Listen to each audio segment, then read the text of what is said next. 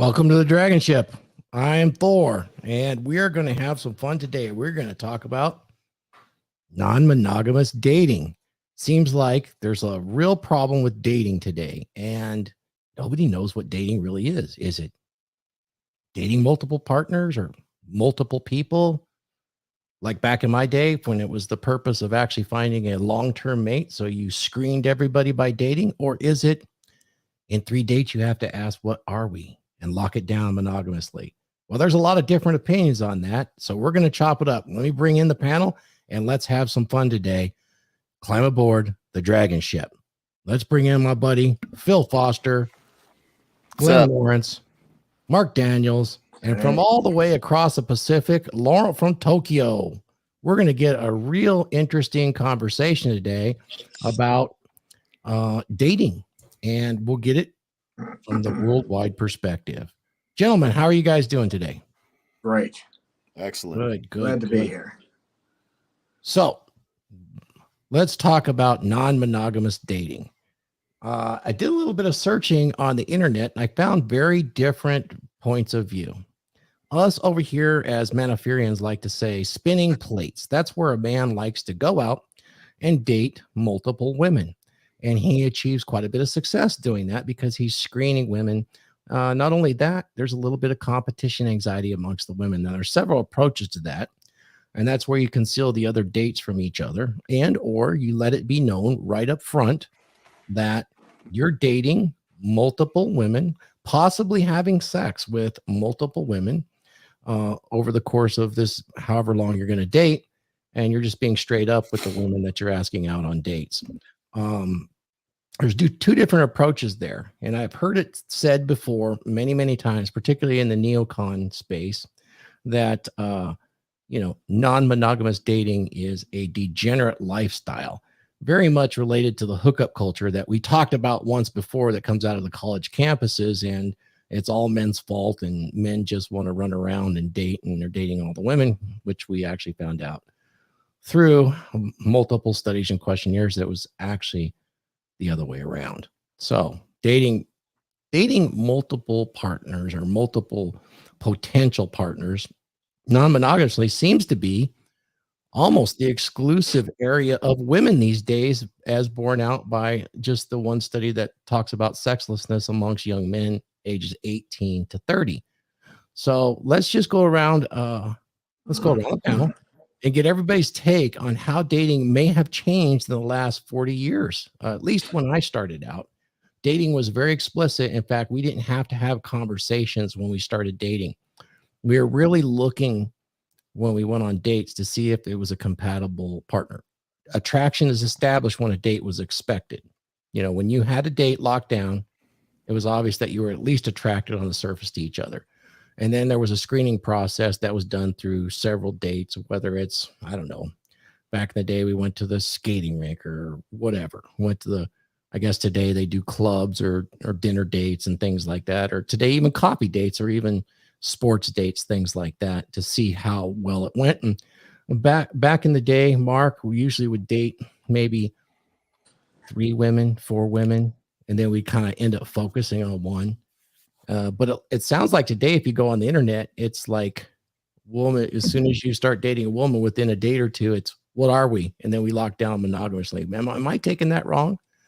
Yeah, I don't really know how it is as far as that goes because I haven't dated much lately. But I know back in the day, like you said, well, I had a main girl and I had other girls that I saw.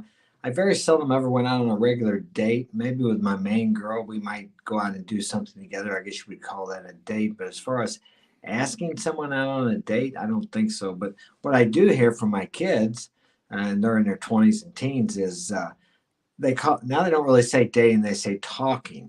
Mm-hmm. I'm talking to this guy. So that's a common phrase. Now, I don't know if anybody else has ever heard of that. I did hear about that in France. They don't actually have a term for dating, but it's kind of like talking, but I'm seeing someone.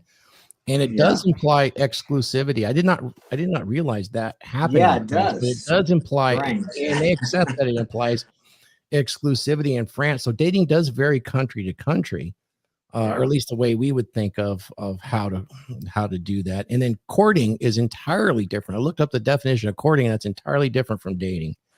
And that's really where, I mean, if you imagine courting, it's really kind of that prearranged situation that you see in India, where it's all about the marriage, and there is Yeah. no sex until marriage. So it was Well, interesting. it's dating with intention. Courting is like seeing a girl with the intention of marrying her, Okay. which may be a covert idea for someone if a Mhm. guy is going out to try to find a woman to marry. But I very seldom ever, or if I have for years ever heard the term courting anymore. But people may still be doing that, but they're not openly saying it. Where back in the early 1900s or late 1800s, I think that was a common phrase used when you were courting a girl, when you were meeting with a girl and talking to her and dating. I guess they didn't use the word dating back then; it was courting. Mhm. Used when you were Oh, courting a girl, when you were meeting with a girl. somebody's getting some feedback out of there. So guys, take a look. Um, yeah, to me, it just seems, and of course, listen to me talk. I'm not dating, but Glenn, you're recently single. Phil, I'm you not have been single. recently, right? Like 3 years ago, 4 years ago, or you been Yeah, together like for more than that? like for almost 5 years now. Okay. I meant right after your divorce, you were single Yeah. and dating, so you've probably been dating next to the rest of us sooner than we have. I mean, for me, what are you talking about? Well, I Multiple mean, yeah, decades. probably the most recent one. I don't know. Phil's a pimp like that though. Phil be Yeah, dating. he does. Phil be spinning plates. See, like, I don't. I was talking about this last night. Like, dating to me is you're not exclusive. You're dating. Like, Okay. okay, like I you agree. can do whatever you want when you're dating because there's no commitment there. There's no official like you and I are boyfriend and girlfriend. No, that's a relationship. When you become boyfriend and girlfriend or fiance or husband and wife, those are terms defining a relationship status. Okay, so when you're dating, you're not exclusive. You're not exclusive right out the gate. Like you're spinning plates. That's dating is spinning plates. I mean, come on. They have the Bachelorette. They have the Bachelor. They love watching shows about people spinning plates. All right. So like I don't understand I don't know why people are saying dating non-exclusively is an issue. It's been the thing since it's been a thing. Phil, what's your take on this? You've been dating recently?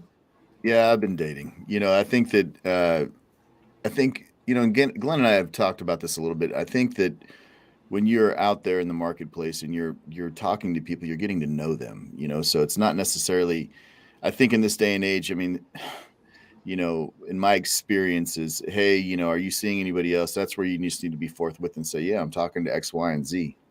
A lot of people, they don't want to do that. They don't want to be honest. They want to lie. They want to like get what they want without being forthwith about it. Here's the thing, when you're talking to multiple people, you're kind of like nailing down who you're interested in and who you're not interested in. And I think that that's the big thing with dating. I think once you're with someone and you commit to that person, you're no longer dating, you're in a committed relationship with them. I don't think necessarily that you can be in a committed relationship and date other people. So that's my take on it. I think that guys out here in these streets, I mean, there's two different kinds of women you want to lock down and women you want to have fun with, and that's the thing is when you're dating people, you want to determine whether she's somebody just to have fun with or someone you want to lock down. And that's what I think dating is, my friend. Yeah, interesting. I do too. But I used to train NPC competitors. I think you've done some training too, as far as aesthetics. And one of the things that the gals always, they're always very cognizant of how they look and they want to be attractive. And almost every one of them had issues with dating. And the dating issue was it wasn't but 2 dates in, and then 2 dozen roses would come. What are we? And it was the guys trying to lock them down. Well, because the guys telling of the times, or no, that's their quick way of trying to get sex. Like, because guys know that girls won't typically put out right away. So without a relationship, so they try to lock the relationship down as quick as possible to gain access to the punani. Yeah, it's a nice guy approach, huh? Oh yeah, and it's I think that's what guys are told to do. but it's also, I think, very disingenuous, because a lot of guys will lie to the girls and love bomb them, but they still want to date, right? And try to find that one.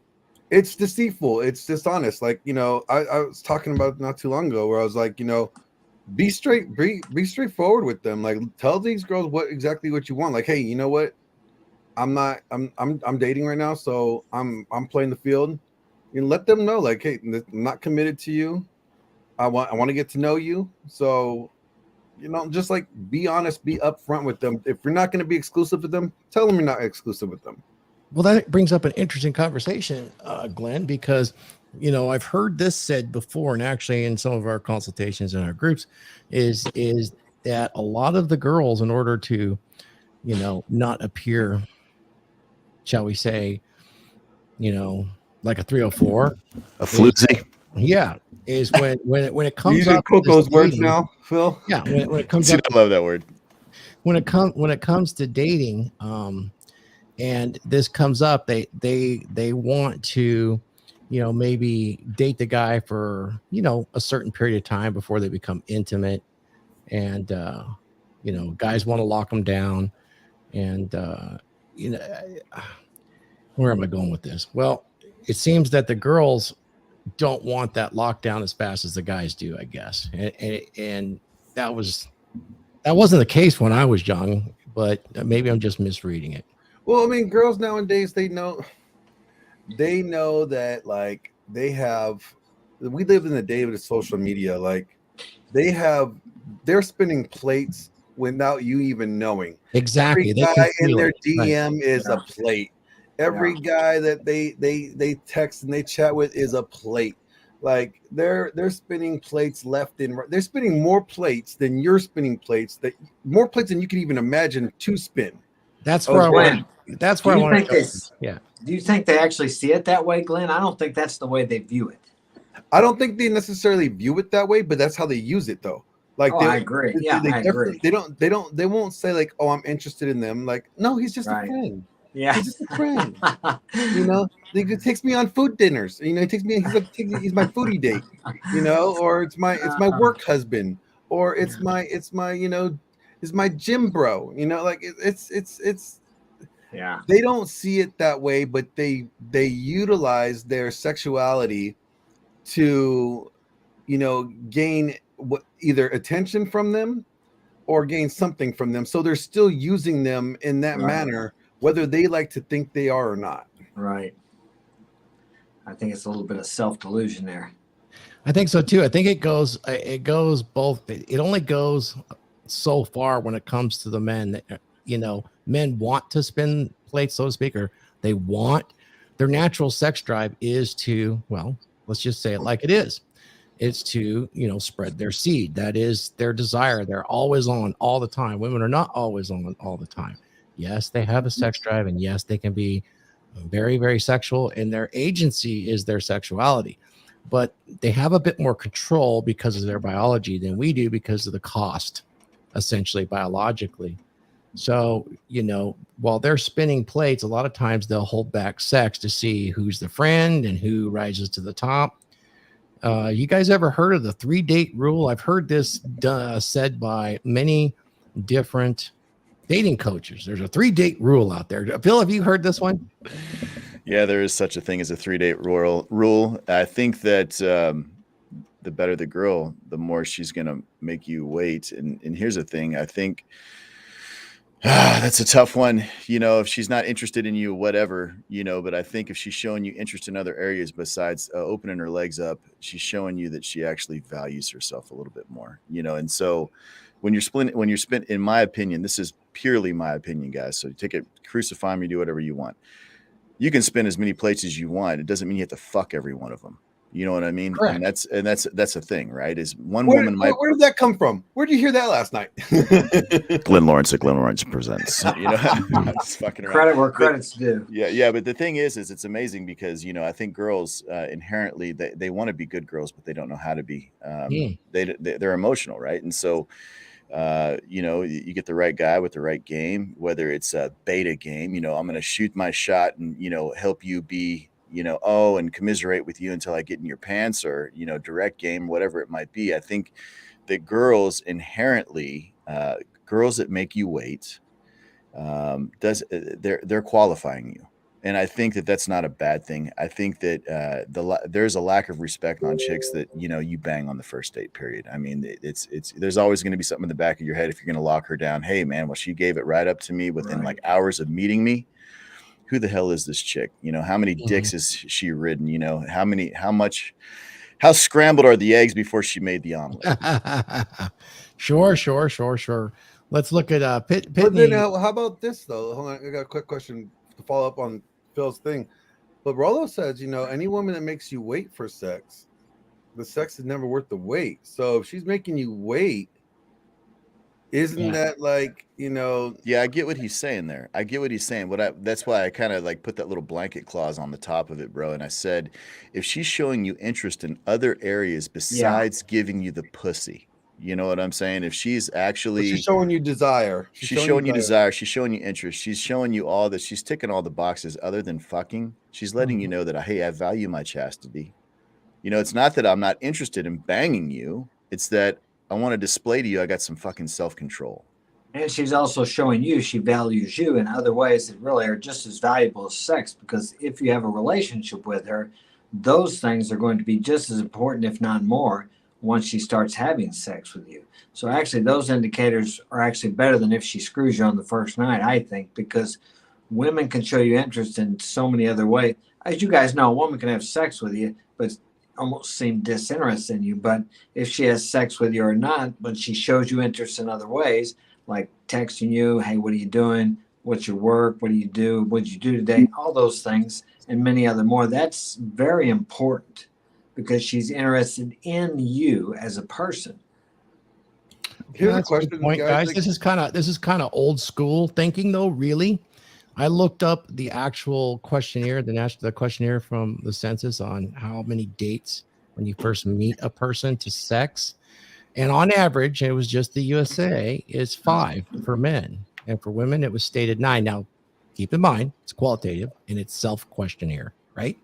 So that's right. But it kind of fits in with that. I mean, that old mode. What Rollo is getting at with, having to wait is that, it's a matter of measure of genuine desire. If she's jumping into bed with you immediately, she wants sex and she's willing to go to any ends of the earth to get sex. And so what that does is it sets up in your mind, this woman, when she's horny, is going to get sex wherever she can find the best deal.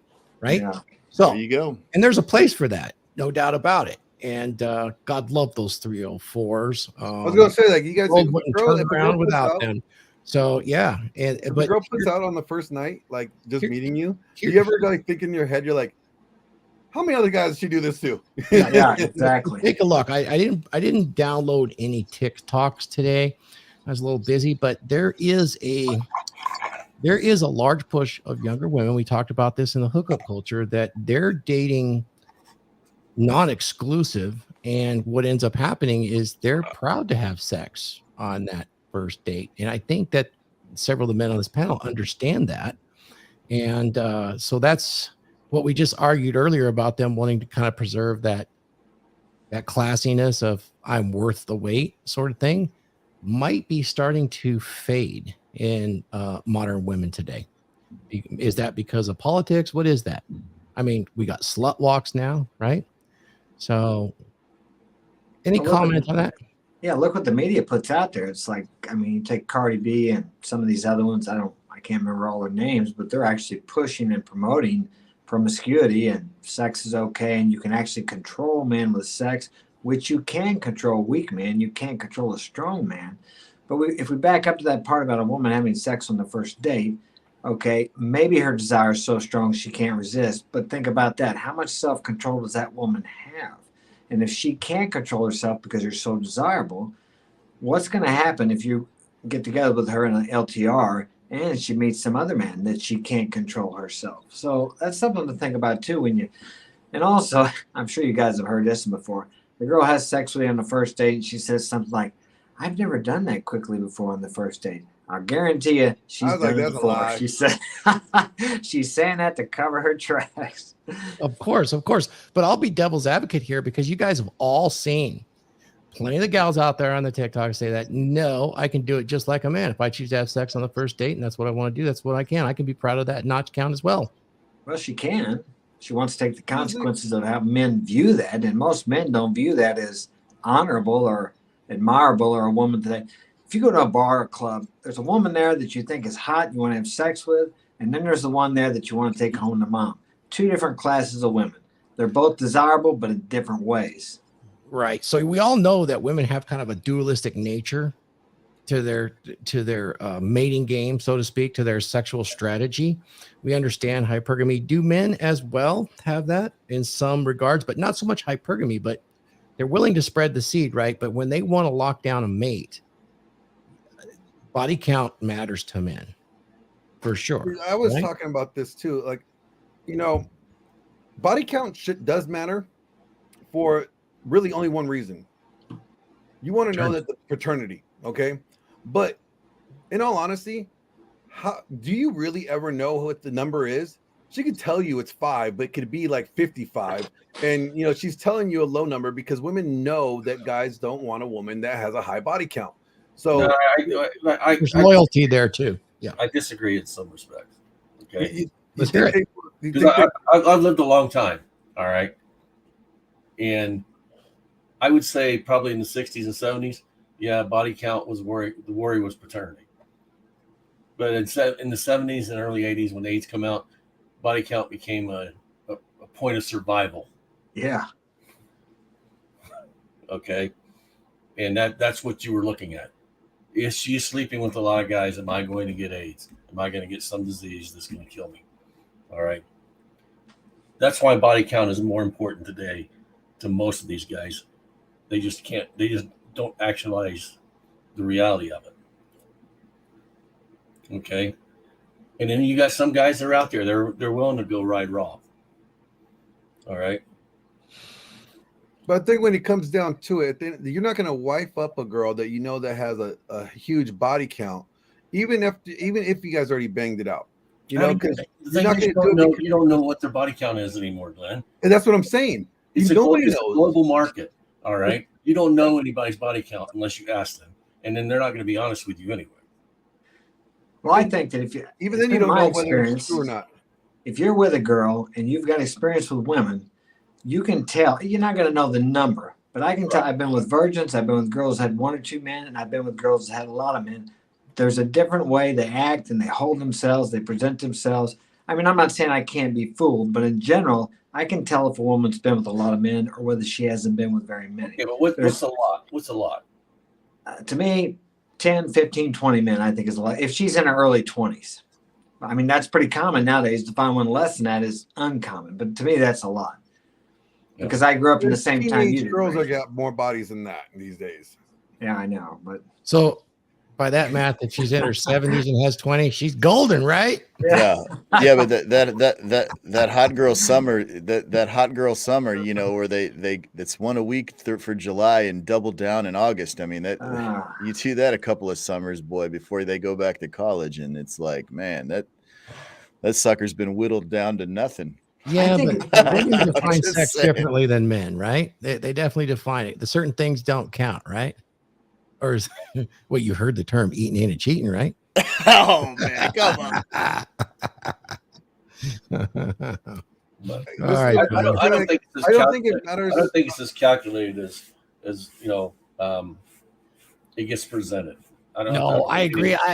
Me too. I don't think it's that like that, but it makes for good talk. I think what it really comes down to is that you need to watch the way she moves. Yeah. Watch how she interacts with people. Watch how she presents herself. Okay. If she presents herself very, promiscuous, very flirty, and you're with her and she's like, very showing off all the goodies, right? Well, she's advertising. So, and if you're in a relationship with a girl that's constantly advertising, come on. She's using her sexuality to try to, gain attention.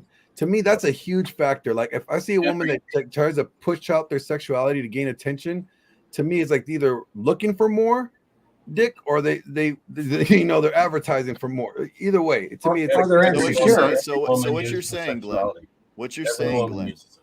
what you're saying, Glenn, is basically when you get the sweatpants and the basic bitch dress at home, but when she's headed out, it's that shit's on fucking fleek. That's yes. is that what you're talking about? Okay. That's I wanted exactly you to what I'm clarify talking that. about. That's exactly what I'm talking about. It's like when she's going out or she's going to the store or when she's going anywhere and she's looking like she's going to the club. She's What out. about the rationalization? Well, I just wanted you to remember what you got. I know what I got. I don't need everybody else to know what I got. Okay, so it sounds like you're talking about your girl, but what about dating? Let's get back to dating. Yeah, So- what's your intent when you date? That's what you have to decide first. If you just want to go out and have fun, there's nothing wrong with dating whatever girl. But if you're actually looking for a mate, now I'm not saying a girl that has a higher body count can't have a good relationship, but they can. But you can find that out. You date them for 3 to 6 months, you'll find out how stable they are and how loyal you think they may be able to be. It takes time to figure that out. But eventually, like Glenn said, they start giving telltale signs. Of course, you can't get the correct exact number, but they're not going to tell you if you ask them directly. But you can, if you watch and observe, just be aware and see how they move. Like Glenn said, you can tell. And then how she acts towards you, how she acts around other men. Does she have Instagram? Is she shooting out hearts to all these guys who are liking her pictures, et cetera, et cetera? There's a whole bunch of stuff. Does she get phone calls when she's with you? And does she answer, I'm with my boyfriend? Yep. Or does she not answer? She shuts the phone off. I mean, you could go on and on about the clues and signs. So this is what I want to get to exactly. I think there's two different messages that goes out in popular media to women today. I really do. And to men. I think there's a different message that goes out. And it's kind of concealed. And I'm going to bring up an example. Then I'm going to talk about why dating seems to vary so much by culture. And then we're going to get Lauren's take on the East, because it is wildly different in Asia, just from country to country on what's expected when you date. But if I take a look at just a couple of articles I found by the exact same PhD woman, I get a little bit of a different message here. So let's take a look at it. Okay. So here we are. This was written by this woman right here. And this is 6 signs of a serial dater to watch out for. She's very careful. I'm not going to read the whole thing, but notice it was done just a year or two ago. And it was done here in October 2019. And she doesn't actually call out men, but what we're talking about is us just dating as men would be serial dating, right? Now, she's very careful not to call it each gender, but she implies it all over this place. And then what's really interesting, she kind of down talks them like they're seeking validation and there's insecurity issues and all of these things. And I can't quite figure out why she's doing that, because dating is really the only way you're going to find someone that you're really compatible with. And she talks about ghosting. She calls it off the grid. You go 1 month later and you look at her next article, and this is 11 dating rules you should probably try to follow. Exact same woman, November 11th, less than a month later. She didn't change her mind, did she? Well, what do we have here? Okay. We have the very first tip is date multiple people at once. And she talks about playing the field, and, you know, it's really interesting. Keep the date short. And she's implying she's talking to women, but she doesn't call out men or women. She's very careful. This is on womanshealthmag.com. So obviously there's some clickbaitiness going on here, but it is an interesting perspective. I don't know how real it is. Is it just done to be controversial because there's two sides of it? I think there actually is kind of a dual message here that dating, dating multiple people at once is okay for women right now. And it's looked down upon for men at this point, because they should be willing to step up. And the reason I say that is I think men are expected to try to lock down very quickly. Like Glenn said, when I had the experience of when I was trading the NPC competitors, and they were complaining to me that the guys would always, I love you, here's some flowers. What are we? When can we move in together? So let's get some comments on this right now and what you think about, something like that article. Do you guys seeing kind of a double message here? Is it just me searching the internet going down a rabbit hole? There's a double message, but it's been a double message since 2018, really, since they put out the toxic masculinity thing, and they listed male promiscuity was one of the things that on the checklist for toxic masculinity. So but they tell women to be promiscuous. Go out there, girl, go get them, date the bad boy, date the nerd, date the doctor, date the cop, date the criminal. Like they tell them to go do all these things, but they tell guys like, you're a toxic masculine man if you are promiscuous. So it's been like that for the last 5 years at least. I think so. I think maybe it started a little earlier than that, having been around for a while. But yeah, I think that's. Anybody else see anything like a kind of a dual message going on there that's specific to gender? There is, and the reason why is that if 100% of the women are not trying to date 15 to 20% of the men, their dating pool is going to be small. Yeah. Okay. So for women, the rationale would be for women, it's okay to date multiple men within that pool because you're trying to pull from that pool. Okay. But for men, it's like, no, you only need to date one woman at a time. That way she gets to make the choice. And that's what they're trying to do. They're trying to make it so that she can make the choice and not the man. I like that. Now notice that dovetailed really nicely with the question that Jawad asked, which I was trying to read, but now it's gone. Do you think that the future, Raith, relationships for men will be polygamy? If everyone wants the top 5% of men? You kind of slowly went that they're naturally headed that way because of their desires. That's right? what they're trying to do. I didn't say that's the way it should be, or the way. I don't think he's implying that it should be that way. He just asked if the future relationships for men will be polygamous in nature. No. Okay.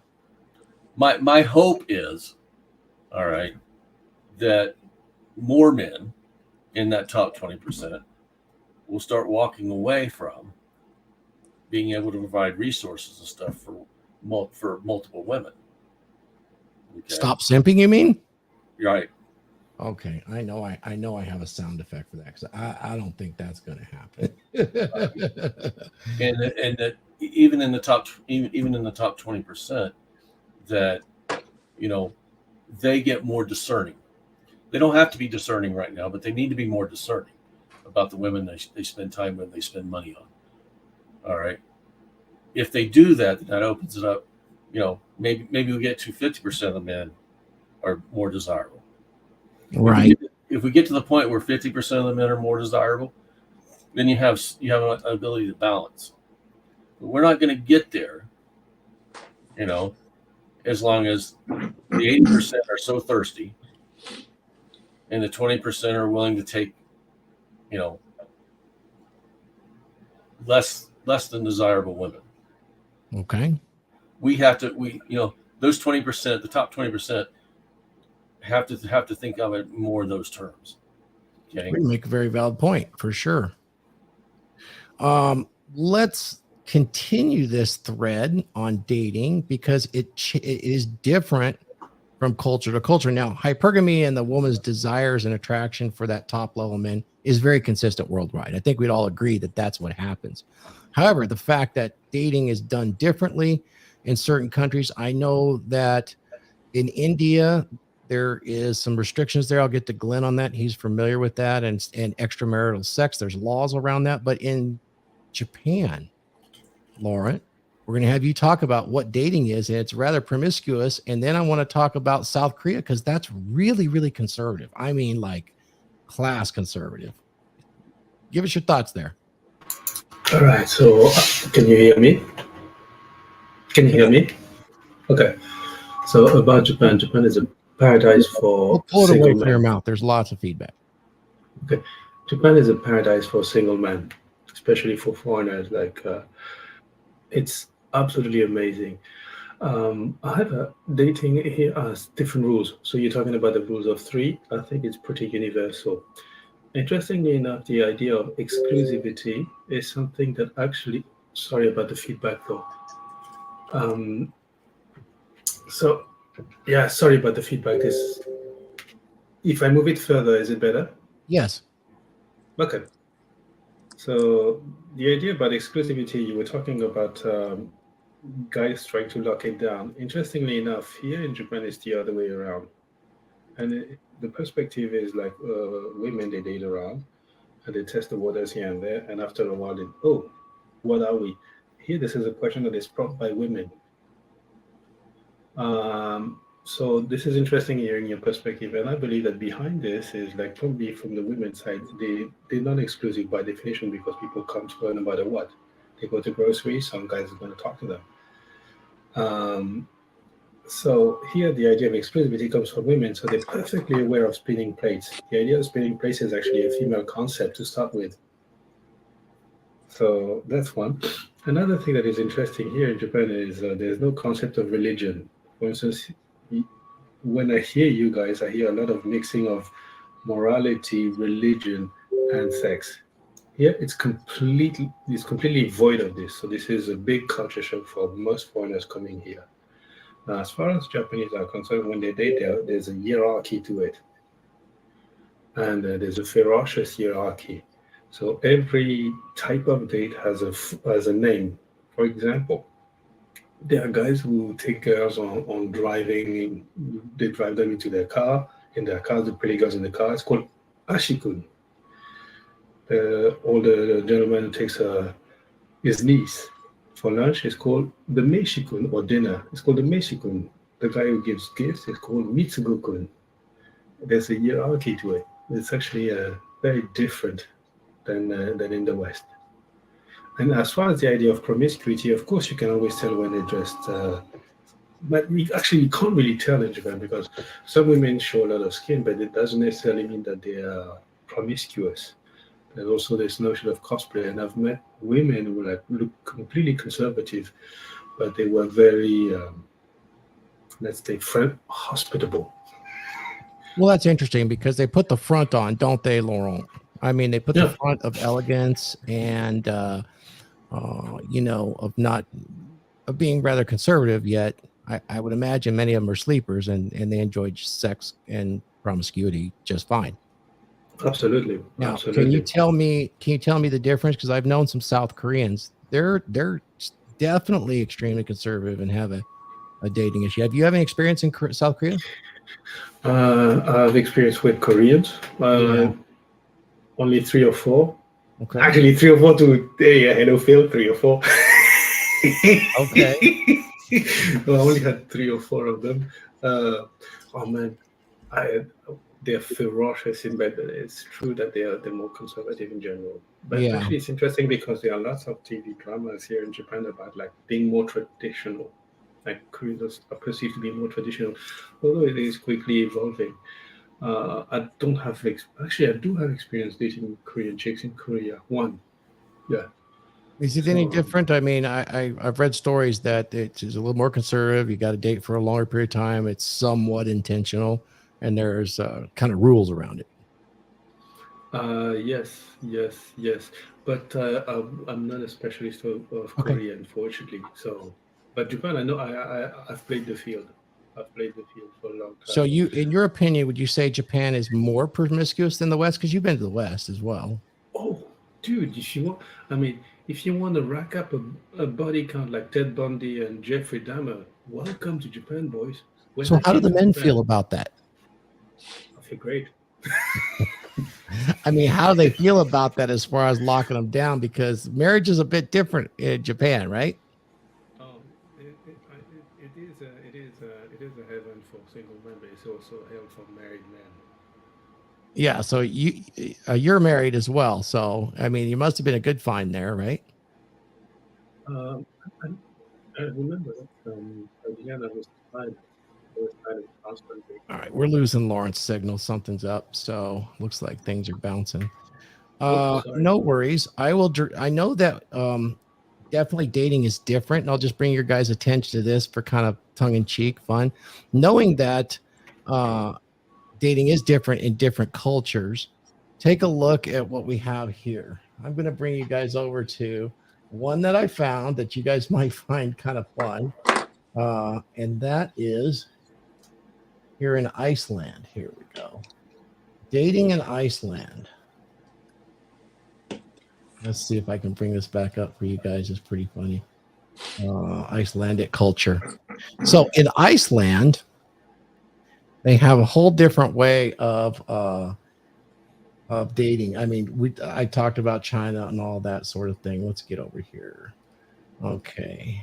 Iceland. Apparently in Iceland, this is really cool. Iceland's casual sex culture. So in this one, it could be argued that it's the most sexually liberated. And this is just a couple years old, but I know this because I've known Iceland people and I have talked with Icelandic people, but they have a different way of dating. You know, instead of 3 dates, then sex, as popularized by myth here in America, I'll just quote the article. It's fuck first, names later. There you go, Phil. Icelanders. Fuck first, names later. So, and this is relatively true. And I've had this backed up by actual Icelanders. Sex is so important to them that they are sexually compatible that it's expected on first dates. And then if they like each other and they're compatible, then it starts to get towards the romanticism. Although they have a lower marriage rate, their divorce rate is just slightly above the worldwide. But this is interesting because I guess that's been with them for a really long time. And prior to this, it looks like in this article, it states that in 1707, smallpox seriously depopulated the island, and the king of Denmark, which ruled at the time, made it a law that every young Icelandic woman was required to give birth to at least 6 children, married or not, and the king would take care of them. So there was a really they had a purpose. They had to make babies. Like, look, exactly. You got to go out there and get some dick. Glenn, you're born in the wrong time. Oh, those Vikings, man, they decided, we need more people. Let's make them. But that culture is wildly different than, say, South Korea or India, Glenn, which you brought the attention to me that they passed a law in India. And this is going to affect, I mean, they kind of date with the purpose, or they actually have prearranged marriages there, which is extremely common. They actually have a high success rate because the families are involved. There's a lot of social guidelines there, or rails that keep them kind of together, but they're slowly feminizing. They're definitely kind of a feminist country, but not slowly. They're going whole hog, right? Yeah, and that's why they actually implemented these laws for, because tell us about it.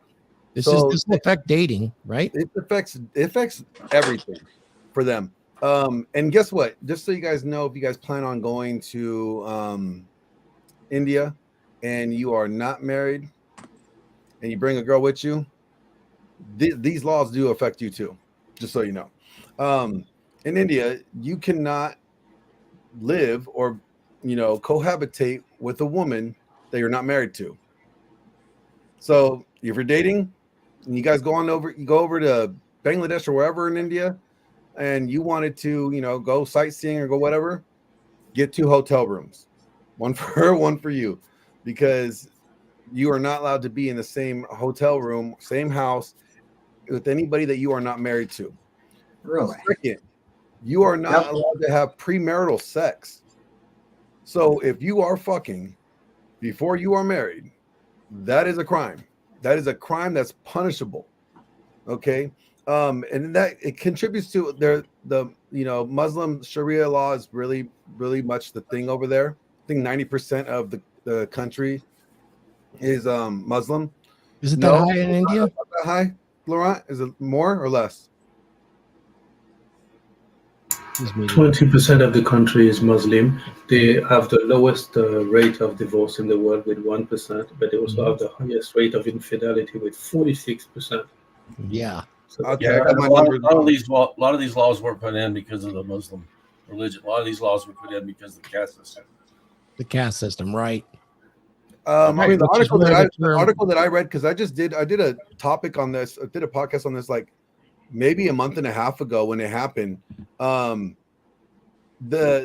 laws were in place mainly, from what I understand, in the main Muslim territories, like, or the Muslim territories cover the majority of the of like the bigger cities and stuff. That's where this law is taking an effect, and it's a law that was passed by both sides of parliament, like both sides of the the government officials agreed to this. There was no pushback whatsoever. And what I'm saying though is, the two major religions in India are being Muslim or Hindi. Okay, so Hindi has a caste system. A lot of these laws, they affect the Muslims. The Muslims put a lot of them forward, but most of it was put in because of the caste system. Because still, 80% of the population is not Muslim, and Yeah. 80% of the population is not going to go under Sharia law just for the reason that it sounds good. It's in the caste system. A lot of women were being denigrated in the caste system because of sex slavery, those kind of things, and a lot of Indian feminists thought this was a way to protect women of lower caste. Egalitarian then. Right. Okay. So it's been going on since the early 2000s. Yeah. You also got a Sikh population, which kind of blends the caste system with the Islamic culture as well.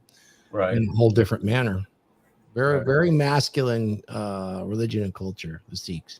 But it's not that great for relationships out there. Yes, they do have prearranged marriages. But I have friends. Actually, I have a friend that's let's just say his family's he's royalty out there, and they have told me, like, man, it's not any easier. It's more difficult for guys to get in relationships out there because of feminism, the way it is. Like, it's really bad out there right now. Like, I get articles about it a lot just because I have friends that are from over there, and I read these things, and it's crazy how much feminism is taking over that country. Like, it's an effect of eliminating the caste system. It's replacing the caste system, because there's still, I think, if I remember right, female population is about 80% in the country. Their demographics is actually growing, one of the few. Right. So something's working as far as sex is concerned. There are a lot of babies coming. Right. They buy something in the water, all the little boy sperm gets murdered. I don't know. But like I said, that's what it is. It's feminism's taking over, taking over the caste system, political system, and everything over in that country. Mm-hmm. I mean, in most of these laws that you're talking about, they're not expressed towards women, they're expressed towards men.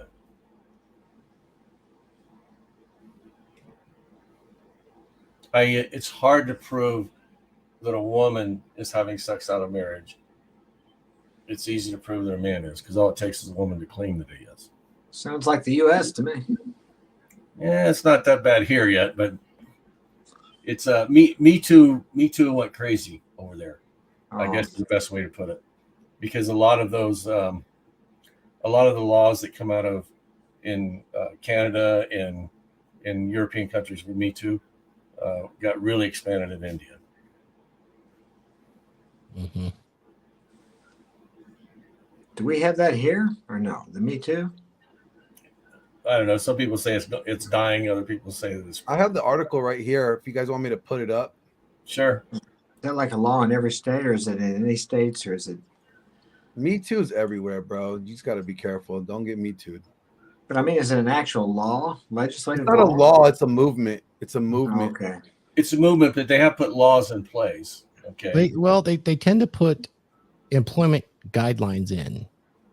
I'm in a state that does that, where they put guidelines in, and they call them like diversity, inclusion, and equity guidelines that corporations they suggest follow, and that's backed up by law.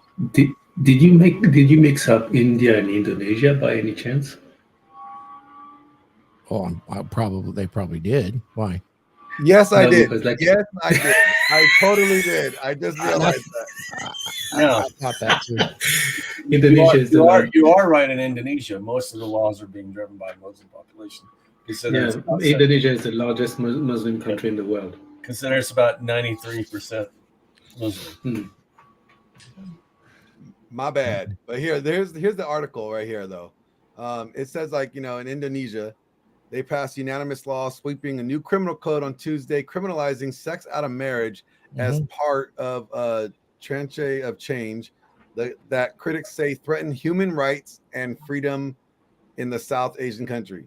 The new code, which also applies to foreign residents and tourists, ban cohabitation before marriage, apostasy, and provides punishment for insulting the president or expressing views counter to the nation's ideology, the national ideology. So like this passed, like this includes like, look, no, you get public flogging will take place in regions for a range of offenses, including homosexuality and adultery. Imagine like getting your ass whooped just because you got a little bit of booty, like it's crazy. That's going to cut down on the tourism, Glenn. I mean, was there much tourism out there? I don't know. I don't know. Bali is in India, so a lot of people go to Bali, especially the Aussie surfers. They go and surf over there in Kuta. It's pretty cool, actually. And most of their gross national product is tourism, but it's mostly, there's a lot of people that take what do they call them when you go on a religious sabbatical? Yeah, they take sabbaticals there, especially on the Muslim side. Are you talking about Hajj? Hajj is the pilgrimage to Mecca, right? All right, the pilgrimage. There you go. It says you can get up to 5 years in prison. I mean, you're gonna get a lot of booty behind bars, that's for sure. It's pretty wild though. Like, but here's the question, right? We know that there's two types of girls, right? There's the girls that you marry, as Thor was pointing out earlier, and then the girls that you just play with, the plaything. The problem is, and Thor and I have already had this conversation on a previous podcast where we're like, guys love hoes. There's not a guy in this world that doesn't love hoes. Okay, every guy would bang the hottest hoe in the world if she threw her vagina at him and said, "Bang me, please." Okay. Nobody just wants to marry the hoe.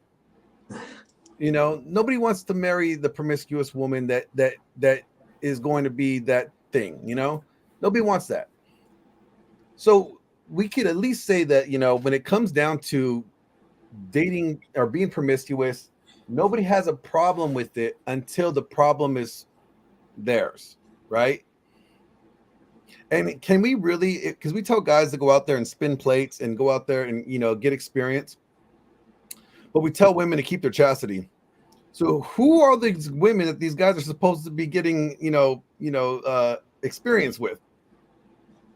Well, the 304s. Exactly. That's exactly what I said. I told Phil that last night. I was like, look, the 304s are the ones that everybody got to go, get experience with. And then they take that experience and they find their good girl, right? Well, I don't think it makes them bad people. It's just a question of if you decide to have an LTR, and if they do too, whether or not they can adhere to that, because it's so easy for them to jump to another guy. Now, of course, there's exceptions, but it's like a woman who's only been with maybe nobody or one or two guys, she's invested in that guy. It's not easy for her to jump to another one. It's just like the alcoholic who takes a drink. Once he takes that first drink and more, the next one's easier, the 10th one's even easier. It's the same concept. Once you've been with 10, 20 guys, I'll just go find somebody else. It's like when you go into the grocery store, and Thor and Raith can remember, we used to have a couple selections of chips. Now you got 50, you can't decide which one to get. There's so many different chips. So does everything. It's the same way with that woman. She's only used to one guy or two guys. She's not really just all ready to jump out and try this guy, another guy next. She'll stay, or she's willing to invest more, to work on it more. At least that's been my experience. But do you think we have a problem in this? Guys, I need to stop the show right now.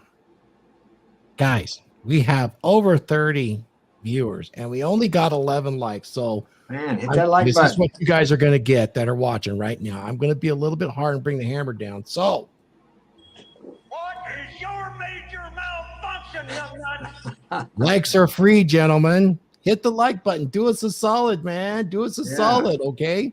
The likes on. are at 11. Seriously? Come on, man. That's I the got 12 third. here. We got to stop the whole damn thing. And you guys can super chat too. Help support us. I know we're a small channel, but we chop it up and we do a lot of tongue in cheek stuff. We're not so serious with this stuff, but we like to have fun and we like to be positive. So I am going to launch just a little bit more and I'm going to say, hey, let's talk about this. Us guys, we like that selection and we can have that extra sex with a 304. Glenn, every guy sat here goes, yeah, man, the hot ones, right? We like the 304s. Even Laurent. Super Alpha in Tokyo, 304. Is there women that just want to have sex and that's it? And Yeah. they're dating just for that purpose only because it's pleasurable? Or have we deluded ourselves as men to think that, they're really just gold diggers and they really just want this or they want that?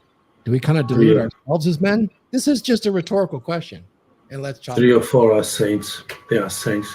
They're relieving men for their misery. They really take Relieving all the men for sins their of the world. So they're a pressure relief valve on society? Is that what you're saying? I'm gonna say this. I don't think any young girl walks out at 18 years old and says, I'm going to be a 304. I know a few. No, they don't. There's something, if you get a girl at 17, 18 years old that says, I'm going to be a 304, there's some underlying psychological issues. It's just that simple. He needs to come to California. Usually father issues. They don't have fathers. Well, I said some underlying psychological issues. Yeah. All right. Full sleeve tattoos, senior in high school. But like I said, Jesus I Christ. I think what happens is, they get sold this bill of goods that, men are doing it. You should have the ability to do it. And it shouldn't have an effect on you. All right. They get sold that bill of goods all through their growing up. And then they get out there and because they don't have an understanding or a sense of identity for themselves, that becomes their only agency. I got a question. That's because that's following that up. I'll go ahead. I'll finish up, Raith. I got a question following that up because it just hit me. Because if it becomes their only agency, that's the only thing. That's the only place they find value in a relationship, which is sad. But it is their agency ultimately. That's how they're designed. I mean, that's their only agency. How they parlay that into relationships, that's different. But it's not their only agency. Well, what's their agency? I think we have to also look at what they contribute to a relationship when they're in a relationship with a good man. Yeah, but what is their entry into it? Let's be honest here. Their sexuality. That's why they wear makeup. That's why they present themselves. They know this. Well, then in that case, then a man's only agency is his ability to provide resources. And that's I refuse to believe that's a man's only agency. Well, it's kind of the way we're all kind of taught, though. It's too freaking simplified. That's what I'm saying. When it comes down to brass tacks, like women will get, we've seen women get with guys that are not attractive, but that have plenty of resources. So they would get with them, not because they find him handsome, not because they find him, they're not in love with them. They get with them because of resources. True. It's required, even if we go back to the earliest times, it's required that the man be able to provide security and provisioning. But security can come in different forms. I've seen good-looking girls get with guys who don't have resources, who are not attractive also, and be in long-term relationships. So, but the provision is what is the average though? Not the exceptions. Let's don't do what the girls do and point out the exceptions. What is the averages? Well, I think naturally a woman wants a man who can take care of her. So Yeah, they would be looking at resources. I think throughout the centuries they've looked for resources, but I don't think that's the only reason. But I believe maybe in the U.S. it's more common because we've become such a materialistic society, which has actually been led by men, and even more so in the last few years. If you look at social media, it's all about Yes. showing your bling, what you have, and this and that. And what are the men? The men are the leaders, and who's following? The women. And here's the message, Mark. The message is men, and this is coming right from, this is liberals, this is the cons, neocons, and this is the church. Men, this is what they're told. Do the right thing. Women, what are they told? You go, girl. Do it. Do you. Do what's right. Do what's right for you. Yeah. Do you, girl. Live your truth. You know, I think honestly, you know, it's a man's burden of performance, period, to handle his business and be squared away. You know, Glenn and I were talking about this. As you raise your status, I mean, your options are going to be abundant. You know, it doesn't matter, you know, in the True. end. And so the only way a woman can elevate her status is to protect who she is and keep herself as intact as possible for a man that is willing to provision and provide that security and offer that burden of performance to her willingly. So when you look at it like that, I think Raith is absolutely right. I don't think girls, you know, graduate high school and say, I'm just going to go out and just hit the streets and be a hoe. Right. Now, unless there's some sort of whatever, you know, upbringing has caused that to come about, you know, I think it just happens. And, you know, the whole idea of, well, you know, men behave in this fashion, so I'm going to behave in this fashion is the big lie that they've been sold 100%. Right. You know, you can't expect a man of status. You cannot expect a man of status to respect a woman that's been passed around like the heel of a loaf of bread. You just can't. Well, here's the thing. They do actually broadcast in media the 304 that there's a lot of social pressure, and women are heavily influenced by social pressure. And I was going to say, like, you know, I would even say that, you know, ever since birth control, the value of vagina has dropped, because we know with birth control, that's helped women. That's been a leading factor why women are more promiscuous. We have all these different contraceptions. You know, they're getting abortion. They were getting abortions like left and right. So the value of that vagina now has dropped significantly, because we know that it's been on nowadays. Women are more promiscuous than ever.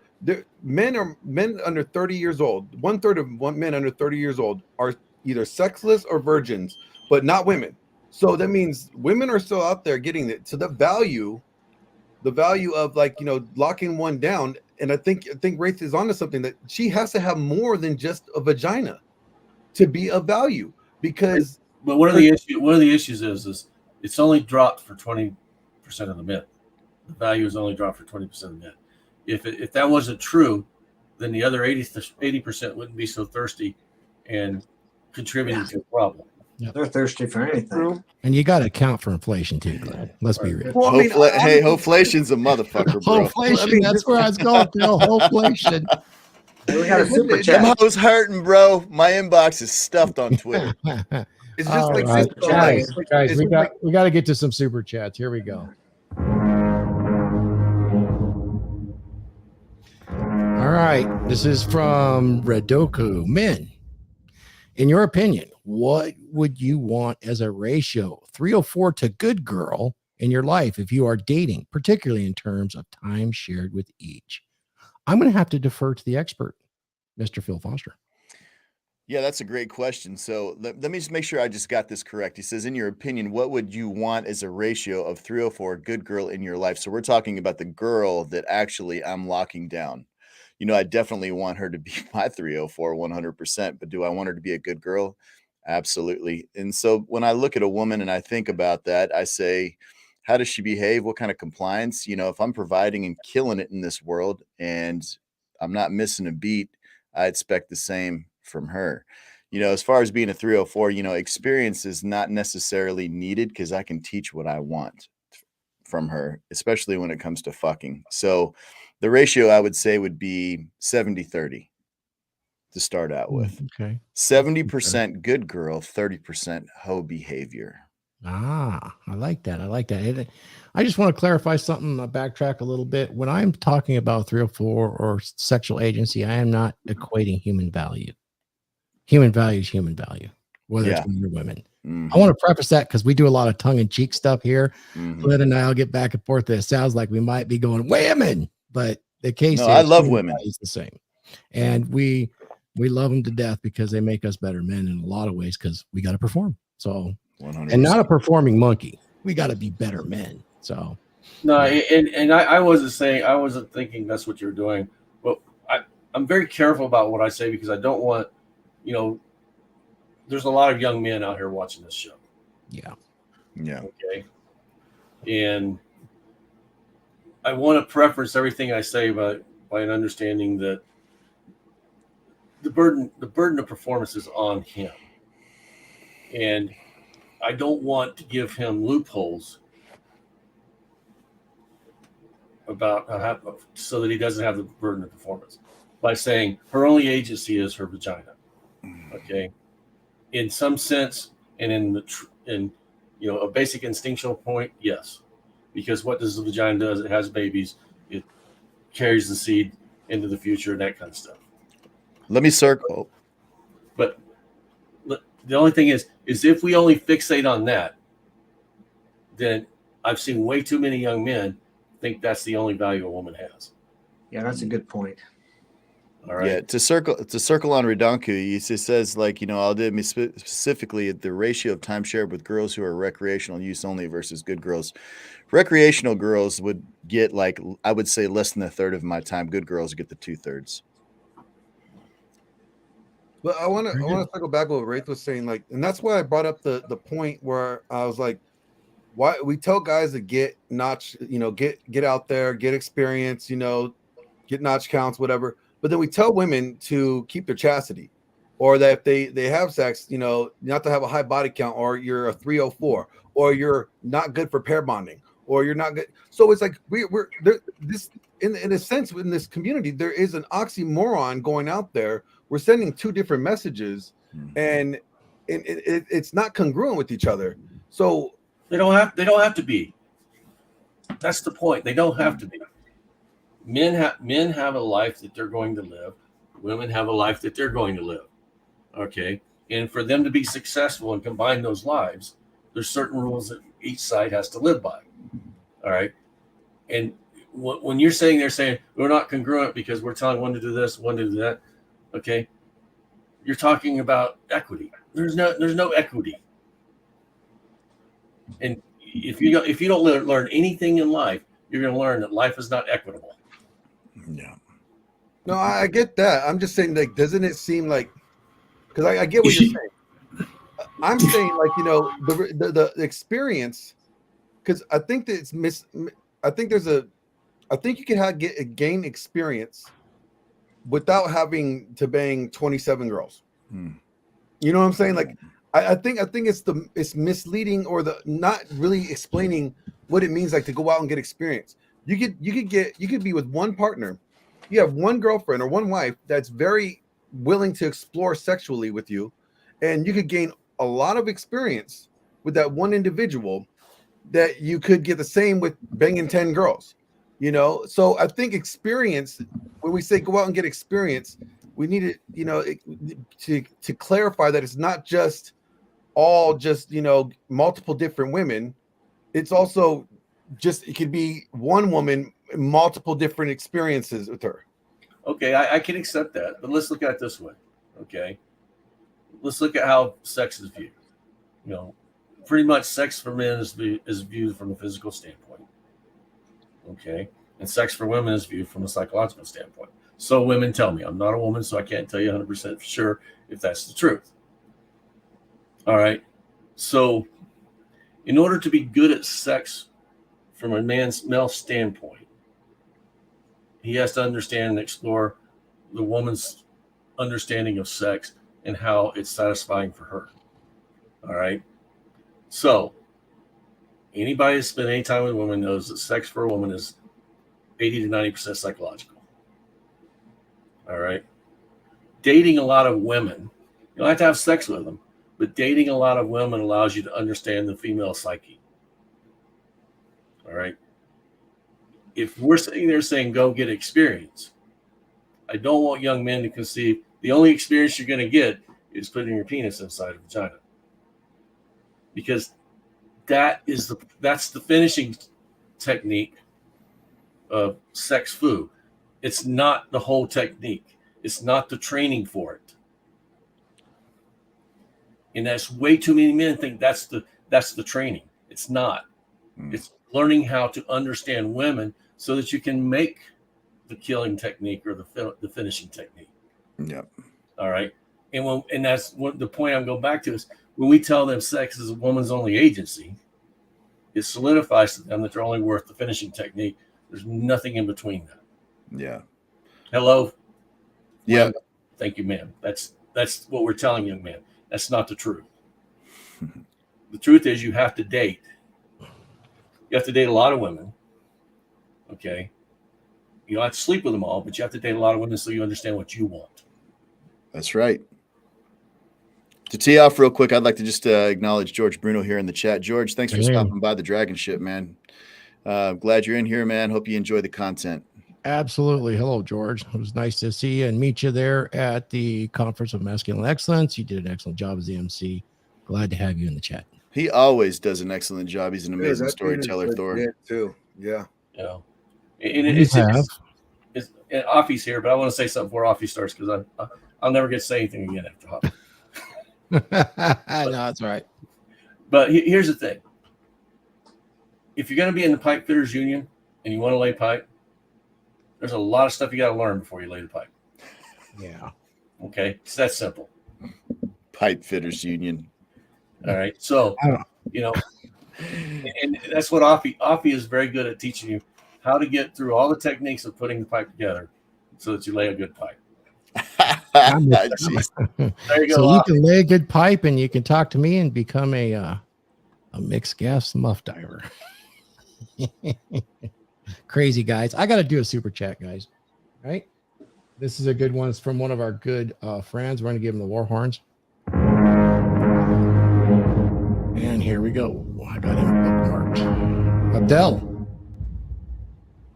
He's asking a question. He's having a hard time reconciling having a marriage-minded good girl on lock and wanting some side. What I have is good and ticks a lot of boxes. Well, I'll just go ahead and take the first shot at that. If you have something good that ticks a lot of the boxes, that's not a bad thing. And wanting some on the side it's kind of, guys will want that. This is part of your instinctual drive. It's whether you choose to act upon it or not. Let's hear from the other guys on that. It's not unusual to have those desires. As far as answering your question, a girl that ticks a lot of the boxes is worth investigating because that can add a lot of value to your life. It's really how much value or how many added assets is she giving you versus liabilities. And if she's giving you a lot of the added value, then you don't want to just discount that or throw it away. Now, if you want a good girl and you want some on the side, you could always have that conversation like many in our space do. And you can actually have, dating non-monogamous is completely on the table. The only way I recommend it, though, is be open and upfront about it. There's no need to lie and be promising her some kind of love or future relationship that is exclusive, and then you really aren't doing that. At least that's how I look at it. I know men that would look at it exactly opposite, and they would conceal it in order to protect her in some way. I would say before, like you're at a good point when you need to ask yourself, because I'm sure you've been vetting her, right? And that's how you determine she's a good girl.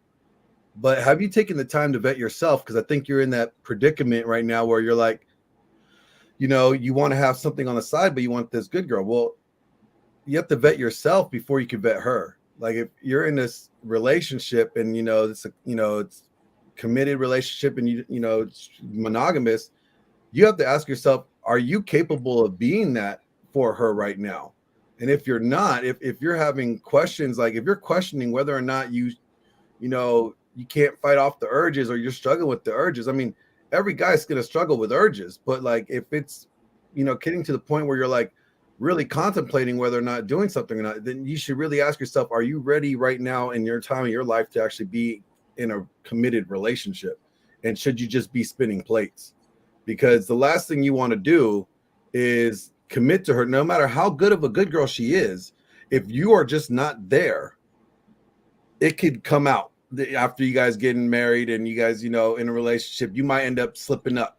And you don't want to put yourself in that predicament. If you are not ready yet to commit, then don't. You know, spin plates, be honest, let them know exactly where you're at, and, you know, be full, you know, give them that disclosure. Let them be able to make the decision what they want to do. What do you think about that question, Afi? Afi, can you hear us? Can you hear me? Yeah. Yeah, can you hear me? Yeah. What do you think about that question? I'm gonna just keep it. I'll just keep it cut and dry. It ain't that tricky, bro.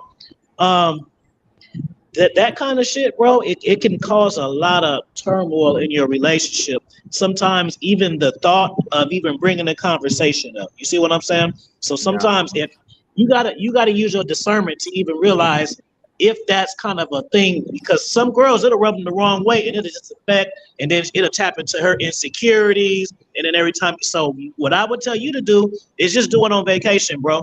You gotta marry, you got a lot to lose, bro. You don't wanna lose your wife over no ass, bro. That's what you don't want to do. So just do it on vacation, bro. You do your family thing, and then when you want to go to Vegas, take some shit down, go back home to the family, whatever. I don't. That's what I do. Because, you know, you got all this shit balanced in, whatever. I don't know, because it's like if you bring it to her and she ain't with it, it's gonna change the dynamics in your shit. She's gonna look at you different. She's gonna start thinking that you want somebody else and she's good enough, and the conversation's gonna get weird. If put it like this, if you're asking, she may not be the one. You see what I'm saying? Like because I got girls who I can do that with, but I also have girls who I can't do that with. Some girls I deal with are cool with other girls, but certain ones ain't. And I gotta play different. I gotta play them different tunes, right? I gotta play them different tunes, basically. So, if I were you, because you didn't say you wanted a side girl. You just said you wanted a side, some tail. Man, do that shit on vacation, man. Just like the women do, bro. Come on to your life. That's what I say.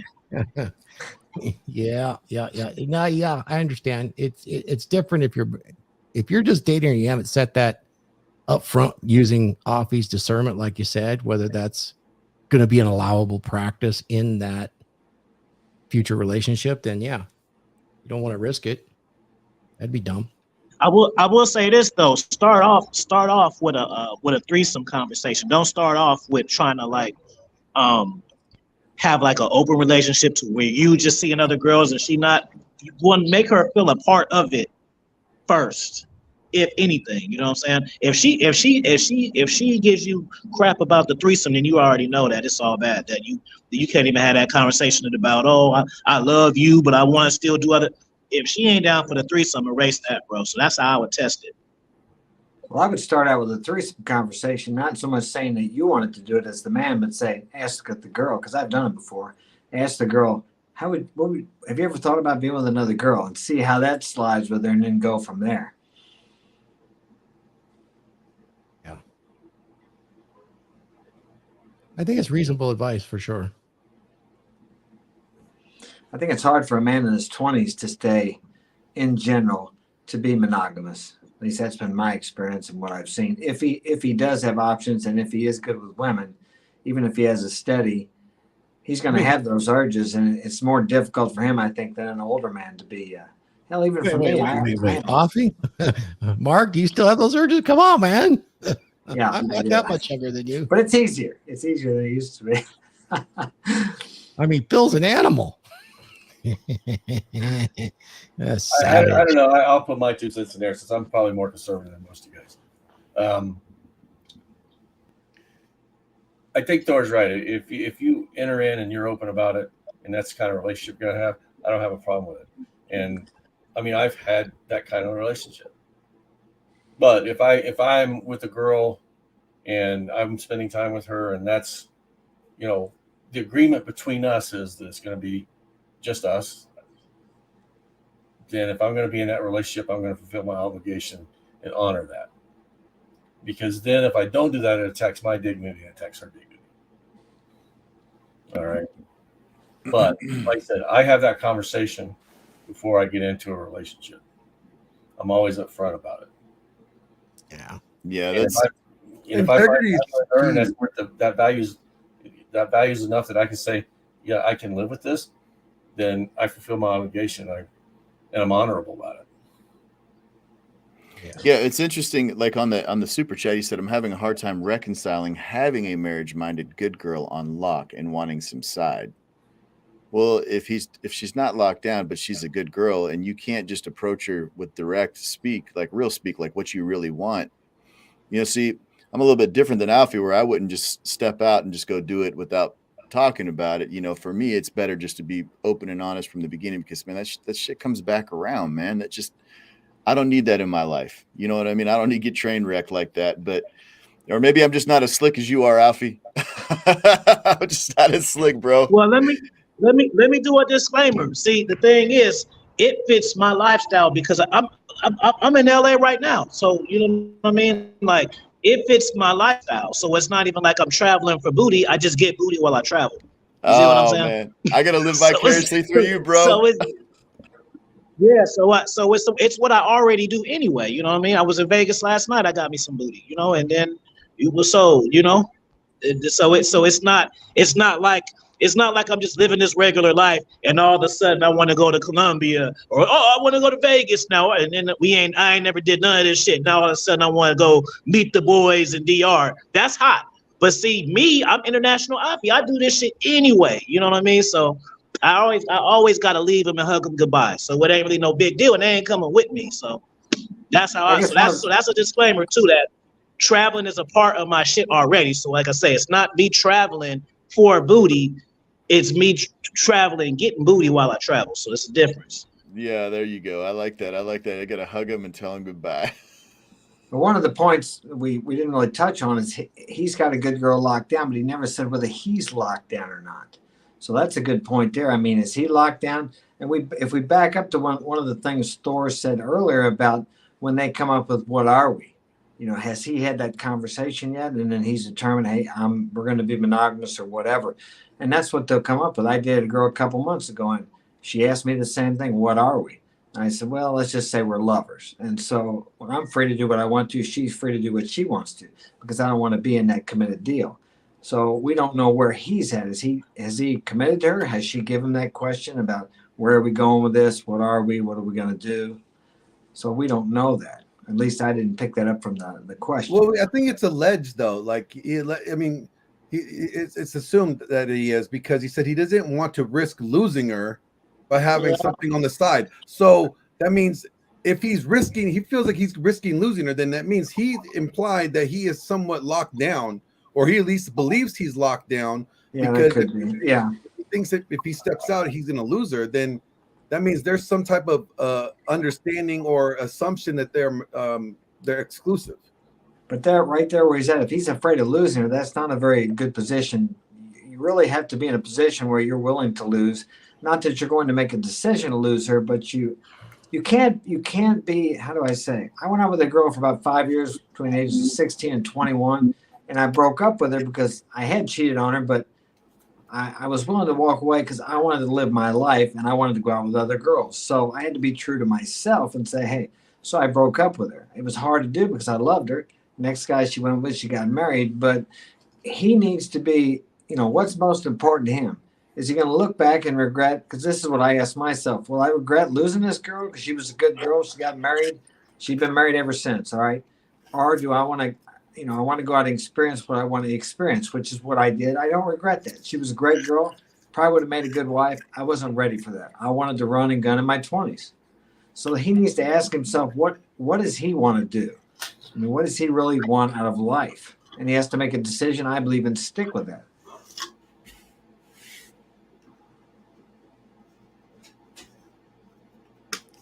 All right, guys, we're rolling in on almost an hour and a half. Are you about ready to wrap this up on exclusive dating? and non-exclusive dating. So I think we had a really good conversation so far. Let's roll back through, see if we got any remaining super chats. I don't see any. Guys, get out there and subscribe to RP Thor. Subscribe to the DragonShip, which is a separate channel. Subscribe to Phil Foster's YouTube channel, Glenn Laurence Presents YouTube channel, Raith Deantior's YouTube channel, and Oppie Kingdom Books. And Oppie's got a YouTube channel as well as Mark Daniels, Mark's Inspiration.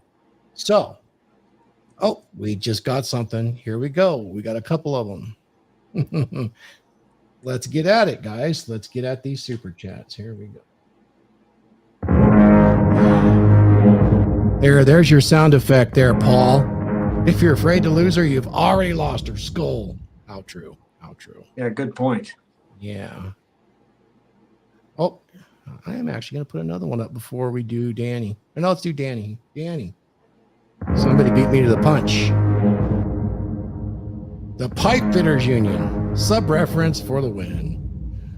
Morning, my brother, Skull. And to you, Danny Arnold, our Viking son.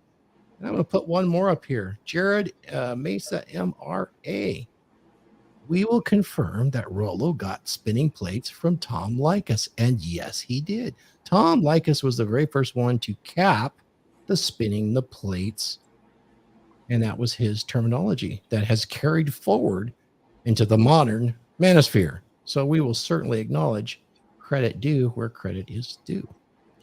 So with that, oh, I lost my place. Did we get another one? We got another one, Ollie. All right, there's the war horn. Let me say one thing too that y'all don't expect me to say. Yeah. I'm gonna say one thing y'all don't expect me to say. I will say this. I hear what Come On Man is saying, but I'm gonna disagree a little bit. Go for it. That's what this is about. Because scared is not the right word sometimes. It's not always that you're scared to lose her, like, oh my God, I can't live without her. But some girls, sometimes it's hard to come by a girl that you're compatible with, bro. Finding bitches to have sex with is easy, but sometimes it's hard. And a lot of times the girl that you really like ain't gonna be down with the other chicks. All chicks is not with that shit, bro. And sometimes it just ain't it. So it's not about like you scared, like you can't, but it's just like, you know what's worth it. You got to balance it. Is it what's more important? My lifestyle or my love? And that can be hard. So it's not necessarily that you're scared, but you just know, like, okay, I can lose this over this. Even though I want this, it's not losing worth over this. So it's not like a scared thing. It's just like, fuck, is it worth it type of thing? You know what I'm saying? Because scared is like that's like the simp guys who like put their women on a pedestal and shit like that. Like you could come across a dope ass chick and stuff like that, but she might not be in a threesome sport. She just may like to enjoy her man, and then so you gotta charge her to the game until you find you gotta have sex with like 30 other girls until you find another one of those. So sometimes it's just about balance. I would just say not necessarily a relationship like that. When it comes to a relationship like that, I do have to agree. But I'm going to take it in a different context. Let's take it into just in case he meant something different. I'll take it out of that context of that threesome, and I'll say I'll rephrase it. If you're worried about her cheating, or if you have a mindset that she's going to run away from you, and she's your gal, you don't have any evidence, but that's your mindset. That's your biggest fear. What you focus on comes true, gentlemen. It's the law of attraction. And if by chance that's what he meant, then I just wanted to bring that up because I know he's a big guy on law of attraction. So if you're focused on her, say cheating, or you have that focus on your biggest fear is that you've lost her, then you tend to take actions that will push her away and make her do exactly what you feared. Out of the context that Offie stated. You know what I mean? Yeah, because I've been in those situations and I've had women that have went along with my shit but then have regrets. And then it just fucks the whole thing up. Like we had something cool and then we bring somebody else in and then after that, they're a different person now. And I'll be thinking, damn, the threesome was cool, but it wasn't worth it. Now she's acting weird. Now she's bringing up other girls. Now when I look at other girls, she's all insecure. And I'll be like, damn, that shit wasn't worth that one night. You feel me? Or it wasn't worth, you know what I mean? So sometimes it can be like that, you know? Especially when you get older, you know what I mean? Because Exactly. You know, when the older you get, the less you want to chase, and that's the, you know what I mean. Even That if is you're chasing, you're still, Yeah. even though we're older, we're still not chasing the way we was in our 20s. It's different. Yeah, it's Yeah, like It's also, different you level of different. chase. also got to figure out like what's your frame? Is your frame to have this lifestyle or to have multiple women in your lifestyle, or is your goal to be committed to one person? Like what is it? What do you really want? And you know, you have to decide what that is. You have Yeah. to choose what that is. And if it is to have other women, then you have to be willing to let that girl go and risk losing her. You can't play to not lose, because if you try to play to not lose, you're going to lose. You have to play to win. You can't do anything, to avoid a loss, because you will end up losing to some Right. degree. Yep, that's for sure. Hey, guys, if you like what Offie, I want to stop the show just for a minute and acknowledge Offie Kingdom. What he's throwing down here as far as talking about, harem, threesomes, all those sort of things. This guy understands and he knows, and so does other panel members. But as far as that's concerned, guys, you need to jump over to the Dragons membership. Subscribe to RP Thor. Come on over.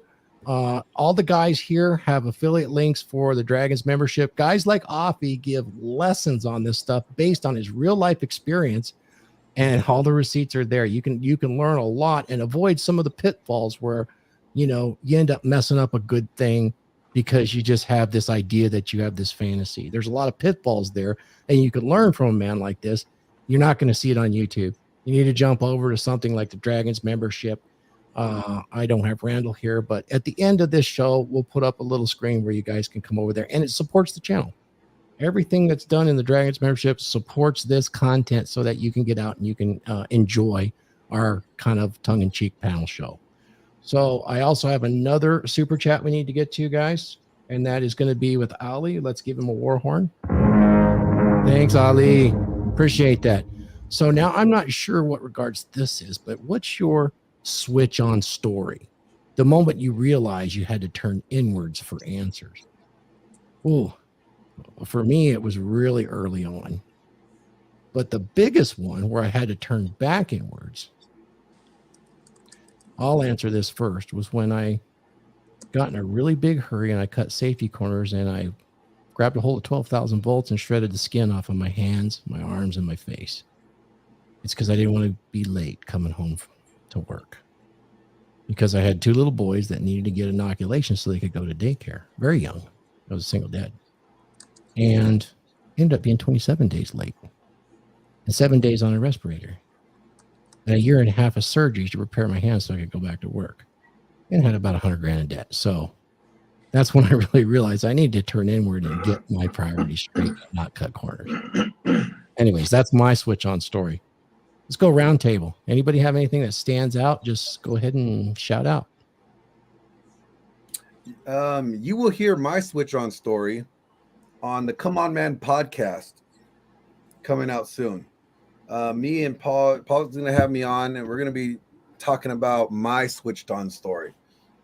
So I'm not going to disclose too much. I'll just point you guys in that direction and listen to the Come On Man podcast when I hop on there and we talk about it. It's going to be a good one.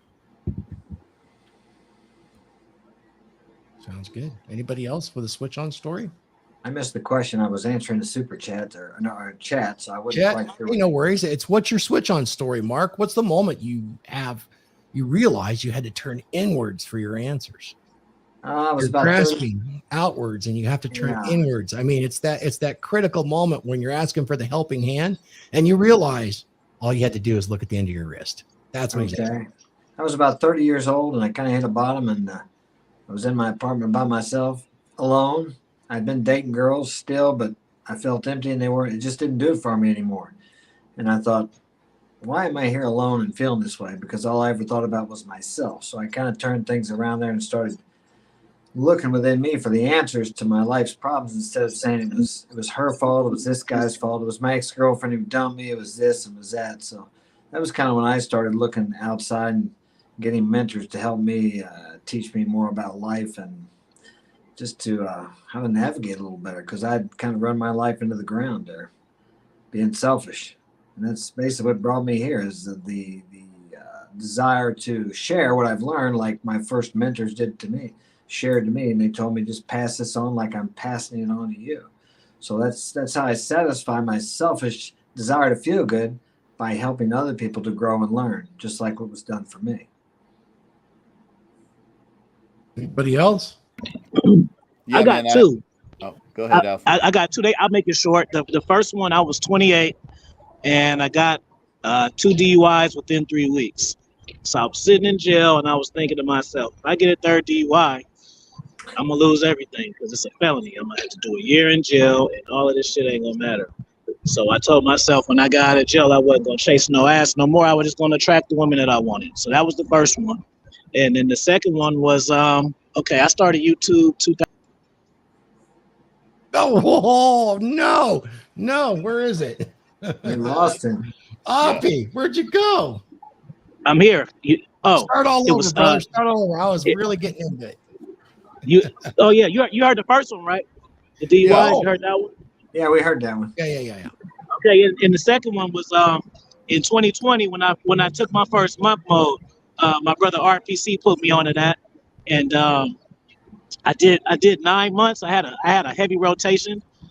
Let me see. It was probably like maybe 10 or 12 at that time. And but some of my women I got lifers. I call them lifers. So I had them since the 90s, since high school and all of that. And I did my first month mode. I did 9 months without sex and dating and women. And in that 9 months, I wrote and published 4 books. And then after I got off the month mode, I was like, shit, I like writing and publishing books more than fucking with these chicks. And so when I came back to dating, my perspective in the way that I viewed it was different. You know what I mean? Because I like doing my hobbies and shit actually more than the women and shit. Before it was the other way around. So that was my two. Nice. So my question is there parole from the lifers? Nah, bro, I had to cut them all off. All the girls that I got now are new. Oh, so I don't have no more. Yep, they all new. So you got early release then. Okay. Yeah. Well, yeah, because it just kind of teetered off, but then I just didn't have the same desire anymore as I did before because I was doing things out of routine. I was used to just dealing with women all the time that I didn't think of nothing of it. And then 9 months is like a school year. You know what I mean? That's like a whole school year. So you start school in September, so you're not fucking with nothing until the summer and shit. So once I got on my thing, and I just really confined myself, and I started enjoying my time with myself better also. So we're gonna have to do an episode on that monk mode because that's done on purpose, kind of as a refresh and all that sort of stuff. Which is I put King really Dre on it. King Dre got on it after me, and then he said it did the same thing for him. Oh, good. I'd like to get you two back on to talk about that benefits because I think there's a lot of value to be had sometimes because we all get into routines and we end up pressing the easy button. I don't care what you're doing. Oftentimes we need an identity refresh, a reinvention of ourselves just to kind of reset our own internal springs, so to speak. And I think it could be useful when done with intention rather than just, I just need a break and I'm just doing it. I think intention is really important. Would you agree with that, Avi? I agree. Yep, I agree. Cool. Let's do that sometime. And guys, go and subscribe at Offie Kingdom. What's your YouTube, Offie? My YouTube is Offie Kingdom right here, and my Instagram is International AFI. That's my name. And yeah, so that's my Instagram and that's my YouTube, and then my books are on Amazon. You just type in my name, all that shit will come up. Thank you. I appreciate that, nephew. Am I going to see you in Las Vegas in February? Yep. Nice. Yep. I'm flying out. I'm flying out the night before, and I'm leaving the next day. So I'm just flying. I want to go to Grand Canyon. It's dope. But the last time I went, I was by myself. So I think it'd be cool to go with a group. Yep. And see, that's another thing. See, people don't go to the Grand Canyon by themselves, but I do that type of shit. So that's what I'm saying. That's a part of my lifestyle. That's all right. Yeah, there'll be some of us out there early February. If you're interested, contact us through our other media name, IG or whatever, and we'll see if we can't do a meetup for sure for the fans of the DragonShip. And then that would be like the 2nd through the 5th. I know Glenn's coming out. Phil, you coming out? Yeah, we haven't really formed that up yet. You know, Okay. we haven't really talked, but yeah, I mean, I have intentions on taking a look at it seriously. So we just got to. We have several options too. We'll talk about it. Sounds Yeah. good. Anybody else have their switch on story that stands out in their mind? Lauren, do you have a switch on story where you had to turn yourself inwards? Oh yes, when I was 17, my father just died. He was handicapped. My mother was working in a mental asylum. I was poor, and I wanted to go and study. So I really looked inward and had nothing going for me. Yeah. Nothing. So I had to look inward. That was the first time. And the second time was, well, there are a few times. Basically, the idea there is every time we hit crisis, we come off the autopilot and we have to switch back on. So the latest one was about I would say a year ago, a year and a half ago. So as you say, like we're always in autopilot. And then every now and then when there's a big crisis, we need to wake up. Sure. Yeah. Yep. Sounds good. What about anybody else? Anybody else have a switch on story they want to share real quick before we get to the round table? I know Glenn, if anybody has any final questions, throw a super chat and we'll get right to it. I want to acknowledge everybody in the chat. It was really cool, man. Even Jared Mesa MRA, we will acknowledge the truth. And you're right. Thanks for chatting in all caps and drawing our attention. Thanks, brother. So anybody else have their switch on story? Any final thoughts that you'd like to put out there on non-exclusive dating? Is it a degenerate lifestyle? I think not. I think it's a smart way to actually screen for potential long-term mates, if that's what you want to do. If it's not what you want to do, and you want to meet lots of people and get a nice connection with them that's passionate and validational, I say go for it. And it's still not a degenerate lifestyle, as long as you protect yourself. Anybody else? I will say this. I will say that, you know what? It is the best way to vet and spin plates. You know, I definitely think spinning plates is a great idea. But do it with the right mindset. Do it full disclosure and letting people know what you're doing. Don't mislead. Don't allow people to think something that you're not doing.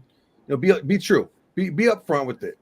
The last thing you want to do, because you only have two things in this life. You have your word, your name, you know, and you don't want to be known as a deceiver, a liar, somebody that's manipulating them just to get the the badge. So be upfront with it.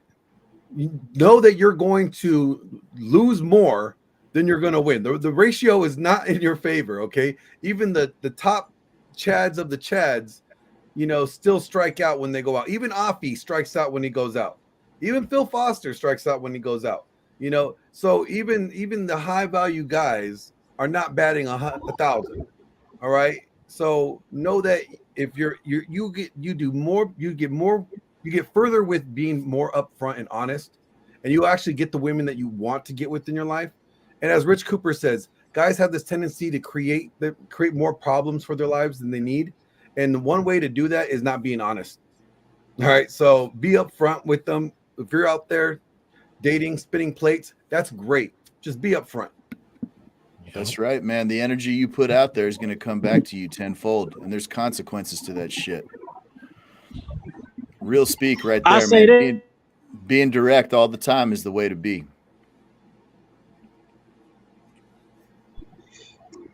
I would say, man, for the listeners, just figure out who you are and what you want. Because for me, you know, I've been coaching since I started YouTube after only 1 month. Thanks to the car, yo. And Shout out. a lot of guys just follow trends. Like a lot of guys, they're players on the internet, but then when you talk to them, they ain't really like that. So don't be following trends and shit that's not gonna make you happy. You know what I'm saying? If it's not for you, like I be telling guys, like, bro, or you know, just prime example. Thor last night, the dude asked me, what do you say? He said, how do I get Dread Game? First thing I said is, you're not ready because you asking, bro. I can just tell you kind of like, you know, you think you just because you want to know it don't mean you're ready for it. Like you gotta, like I said, you gotta not care. You gotta take that out and then add to that. You cannot, because if you try to do that kind of shit, they're gonna test you, and if you don't have the frame, you're gonna fold. You know what I'm saying? Everything, absolutely.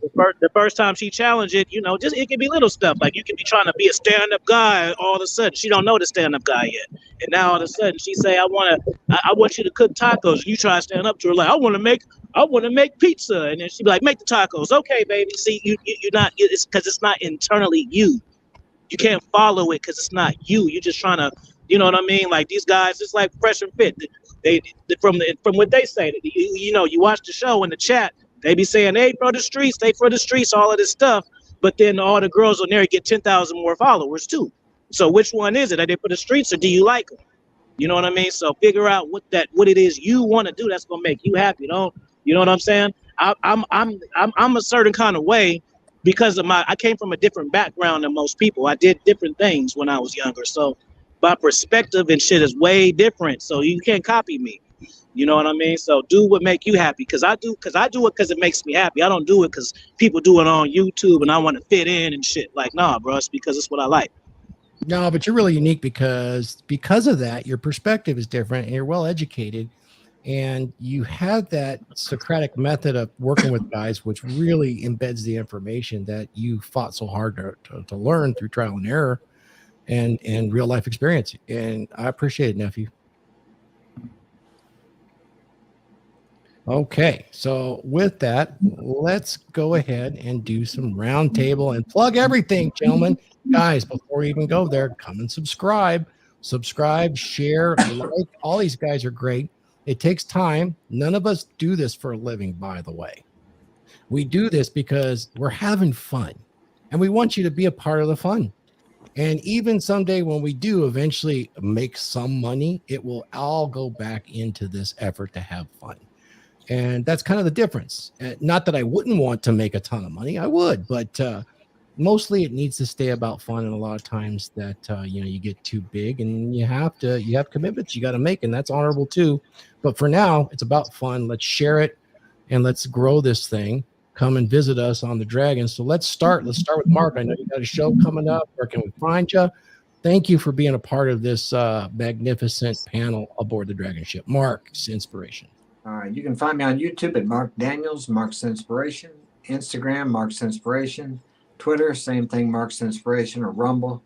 We were supposed to have a show tonight. Not sure if I'm going to have it because my son's supposed to have his first amateur boxing match, but I think the guy might have backed out or something happened. So whether we have a show or not, I'm not sure. Check out my books on Amazon, Coming Back Home, The True Adventure of Mark Daniels, and The Power is Within. And that's it for today. I got to recommend the book, guys. I haven't read it, but I read the synopsis, and you got to go and check Mark out. This guy's a real life badass adventurer that I can get behind. Go check out his book for sure. Thanks, Laura. You bet. Laurent, you got something to add, man? You're over there in Tokyo. You get up early to be with us.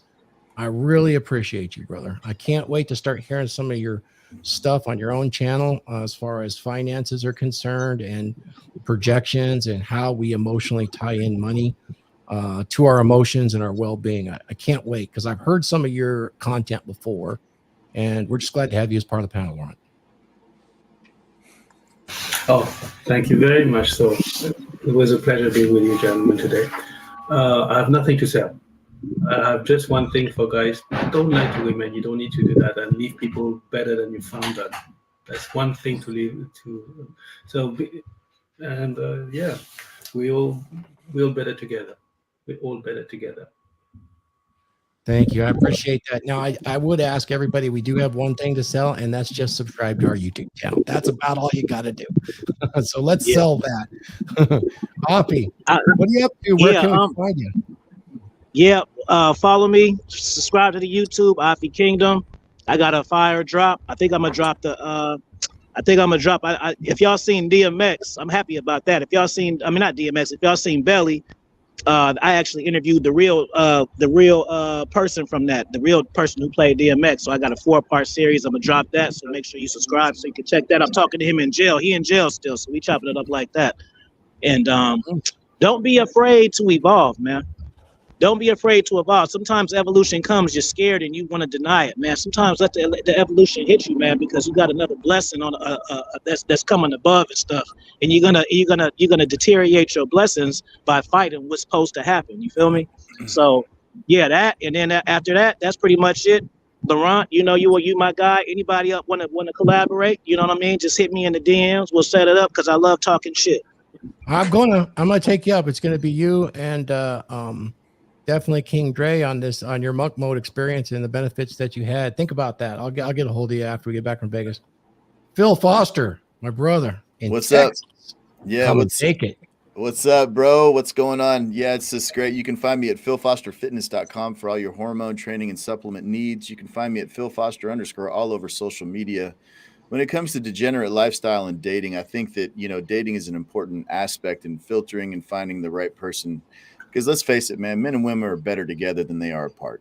We really are, man. The thing is the problem is I think society as a whole is de-evolved and is degenerate itself. I don't think dating necessarily is. You're looking for the right girl. For the ladies, if you're looking for the right man, spend some time around them. You don't necessarily have to fuck on the first date to find out if they're decent or not. But if you're going to lock someone down, you want to make sure that they're going to be on your team. Like, if you're going to be in my life, you need to be Team Phil Foster 100%, because I'm going to do my best to give you everything you have in this world and provide the security and provision, because that's my burden. That's my job as a man. It's transactional, though. You got to have that value inside of you, too. So I think, guys, when it comes to, being forthwith and direct when it comes to girls, letting them know, hey, I'm dating several other people right now. You're part of a pool of women. I'm interested in you, but I'm also speaking to so-and-so. Do you want to meet them? That's the thing. That's where you got to get to on the level. I think what you cast out there in the universe comes back to you wholeheartedly. And so with that, man, once again, awesome panel. Afi, it's great to see you guys.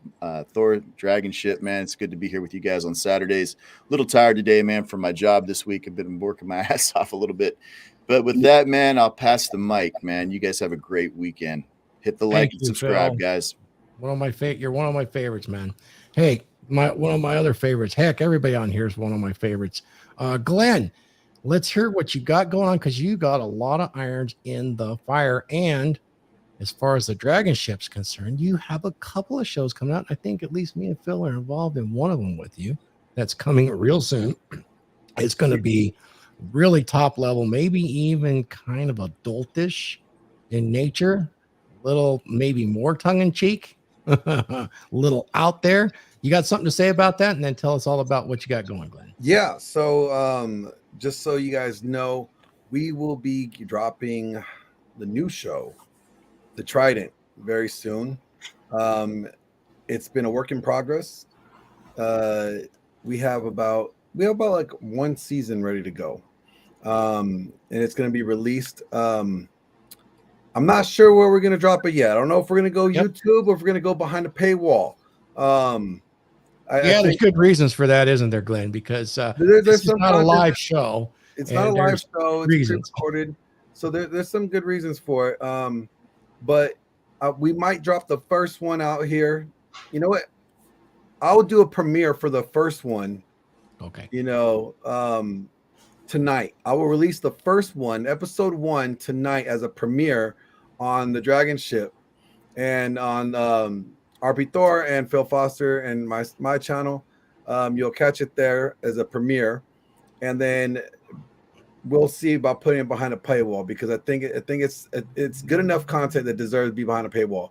But besides that, you can catch me on Glenn Laurence Presents on YouTube, on Instagram, Glenn_Laurence_presents. If you are a podcaster and you realize that podcasting is difficult by yourself and you want a producer, I could be your remote producer. I have the means to be your producer remotely, not be in studio with you, but be able to run everything for you. I just did this past week, I was the producer for Paul Benjamin from Apex Mindset. He's all the way in Michigan. I'm all the way in California. How are they able to do it? Well, it's magic, baby. It's magic. So if you are interested in having a remote producer and get your videos produced, edited properly, and get you some clips for you to put out there for your social medias and to promote your own channel, contact me. Hit me up. I will help you out and get you guys set up on a good plan, and we'll get that going for you. But other than that, I'm interested. well, shit, we'll be talking off tonight. Let me just say a couple things about Glenn. Glenn's a good friend. Aside from that, though, Glenn grinds. Glenn is one of the producers on the DragonShip. He's one of the founding members. He's in front of the camera and behind the camera. He's been giving me some nice lessons on vocal intonations to promote, and he does all our promotions, and he does our the majority of our clips. Glenn is basically, he has cut his chops in Hollywood with voiceovers, editing. And so if anybody needs those skills, Glenn is our resident, and we want to promote that as much as possible. It just helps this content move forward even better. With that, Glenn, I want to pass it to Raith unless you got one final thing. No, sir. Pass it to Raith, and thank you very much. Raith Deantior, our resident wisdom. I love having you on the show, brother. Always good, man. Love working with you. Well, thank you. Kind of thoughts? I want to close out by saying, some things that have been said here, and people kind of brush over them. And Offie's right, Glenn is right, and Phil's right. Guys, you have to start out knowing yourself. If you're not learning about yourself and you're not trying to figure out who you are, how do you expect other people to know who you are?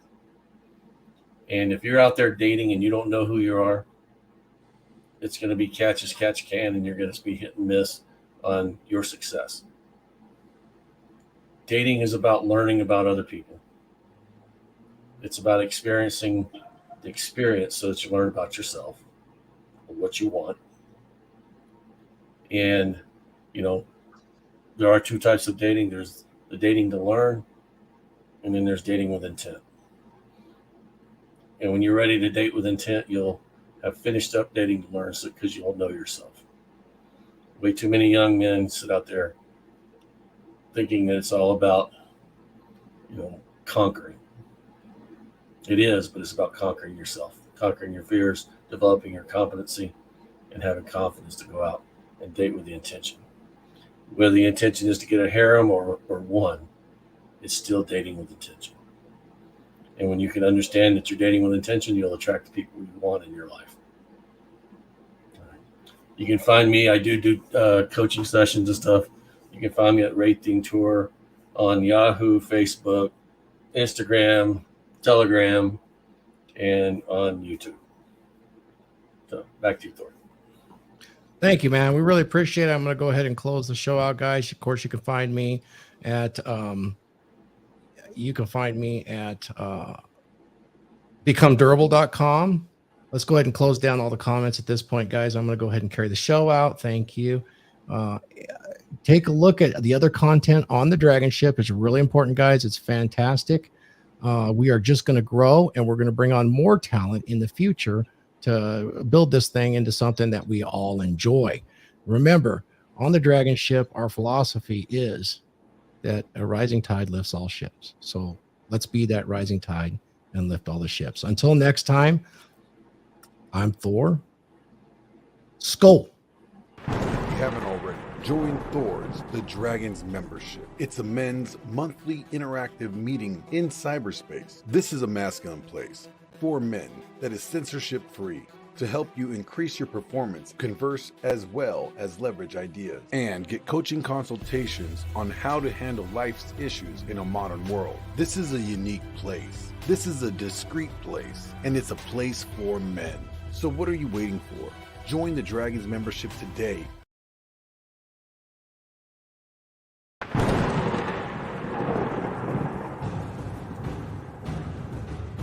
Make sure you get your own copy of Thor's Dominant Masculine Presence lecture. This is an hour-long lecture that teaches extremely valuable yet simple techniques that will help you to improve your dominant masculine presence. You will learn how easy it is to begin building the foundation for your masculine presence and make yourself into a dominant masculine man who knows what he wants and isn't afraid to go after it. So what are you waiting for? Buy now and start your journey and start building that dominant masculine presence and become the man that you always wanted to be.